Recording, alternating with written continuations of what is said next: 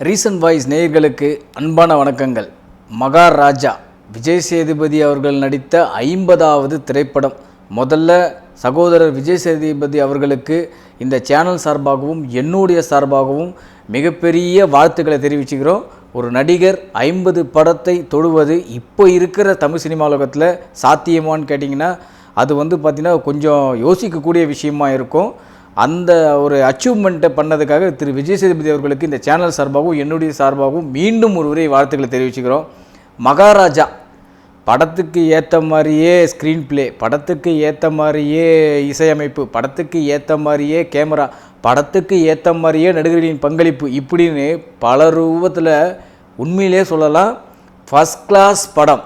முதலே நான் சொல்லிடுறேங்க, 2024 வெளியான படங்களிலேயே முதல் தரமான சம்பவம் இந்த மகாராஜா திரைப்படம்.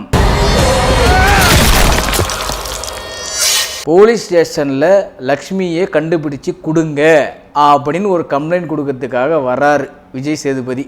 அவர் ஒரு சாதாரண ஒரு சலூன் கடை ஊழியர்.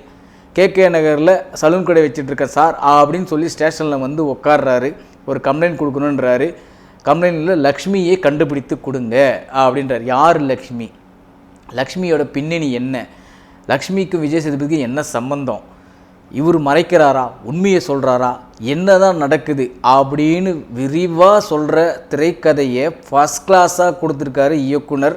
சும்மா சொல்லலைங்க, உண்மையிலேயே சொல்கிற சூப்பரான திரைக்கதை. இதை விசாரிக்கிற கோணம்னு ஒரு இது பண்ண எப்போவுமே நம்ம நிறைய திரைப்படங்கள் நம்ம பார்த்துருக்கோம்.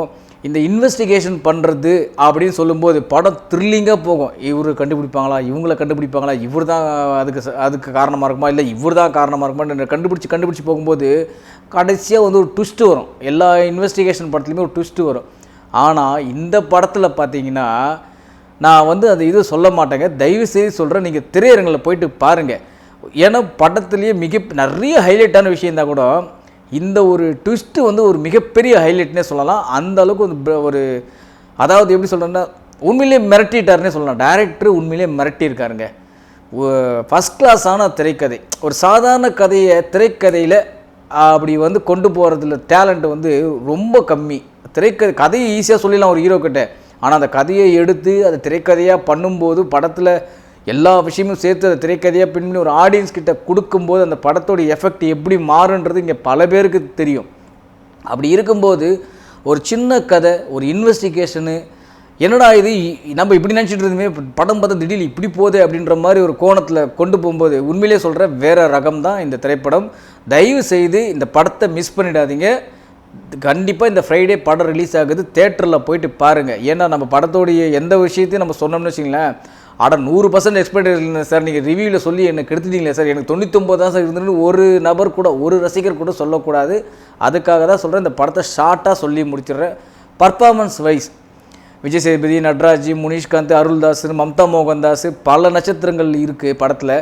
ஆனால் குறிப்பாக சொல்ல போனால் Vijay Sethupathi sir, Lakshmi sir, sir Lakshmi sir அப்படின்னு சொல்கிற அந்த காட்சிகளாக இருக்கட்டும், அவருடைய அந்த யதார்த்தமான பர்ஃபார்மன்ஸு, உண்மையிலே சொல்கிறேன் விஜய் சேதுபதி சார் நீங்கள் வில்லனாக பண்ணுங்கள், அது பிரச்சனை கிடையாது. ஆனால் இந்த மாதிரி ஒரு ஸ்கிரிப்ட், இந்த மாதிரி நிறைய படங்கள் உங்களுக்காக, ஏன்னா இமேஜ் பார்க்காத நடிகர்னு சொல்லலாம்.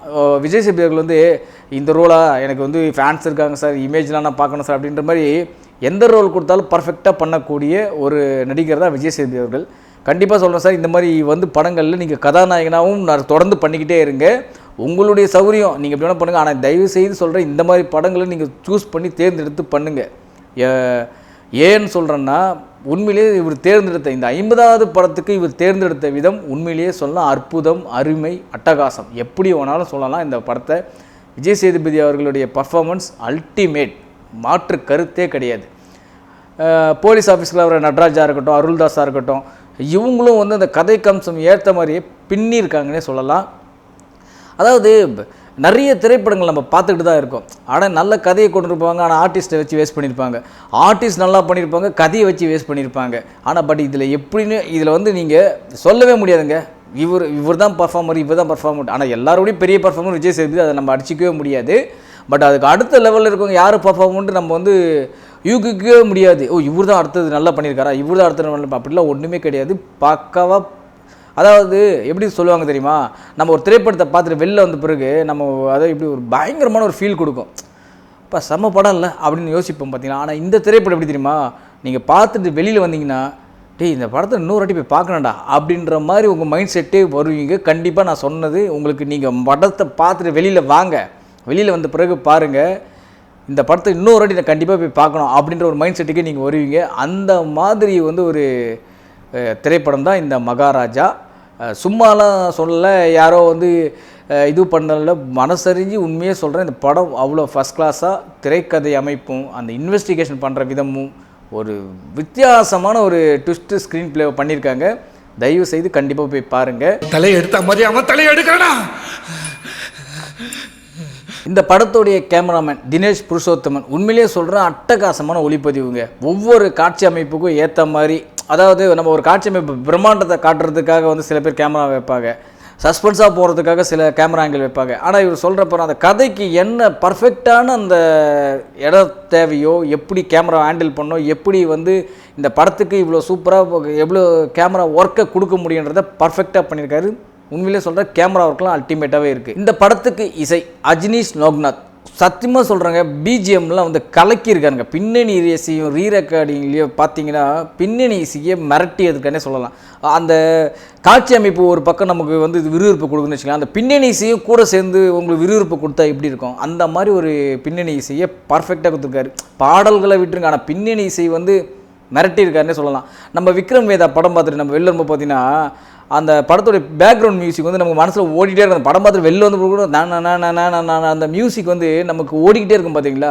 அந்த மாதிரி ஒரு பின்னணி இசை வந்து இந்த படத்தில் கொடுத்துருக்காரு. நிஜமாக சொல்கிறேன், நம்ம எவ்வளோ திரைப்படங்களை வந்து நம்ம சமீப காலமாக பார்த்துட்ருக்கோம். ஒரு சில படங்கள் சுமாராக இருக்குது, ஒரு சில படம் சூப்பராக இருக்குது, ஒரு சில படங்கள் எதிர்பார்த்தளவுக்கு வெற்றியும் தரதில்லை. ஆனால் இந்த படத்தை நீங்கள் பார்த்துட்டு வெளியில் வந்து அடுத்த செகண்டே நீங்கள் யோசிக்கிற ஒரே விஷயம் என்னென்னா, அடுத்த வாட்டி எப்போ போகலாம் அந்த படத்துக்கு அப்படின்ற மாதிரி தான் நீங்கள் யோசிப்பீங்க. உண்மையிலே சொல்கிறேன், தயவு செய்து இந்த படத்தை மிஸ் பண்ணிடாதீங்க.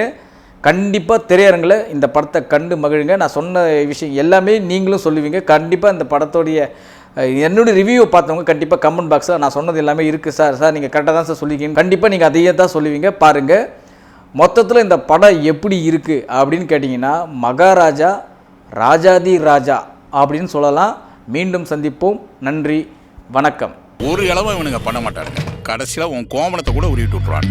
நான் இது வரைக்கும் செலக்ட் பண்ண எல்லா ஐட்டமுமே வேலவன் ஸ்டோர்ஸில் வாங்கிட்டேன். Budget friendly and luxury items எல்லாமே இந்த ஒரே ஸ்டோரில் இருக்குது. எல்லா கலெக்ஷன்ஸும் இருக்கும். உங்கள் எல்லாருக்கும் ரொம்ப பிடிக்கும். ஃபேமிலியோட வந்து ஷாப்பிங் பண்ணிட்டு போங்க. இது போல பல வீடியோக்களை கண்டு மகிழ எங்களது ரீசன்ட் வாய்ஸ் சேனலை மறக்காம சப்ஸ்கிரைப் பண்ணுங்க.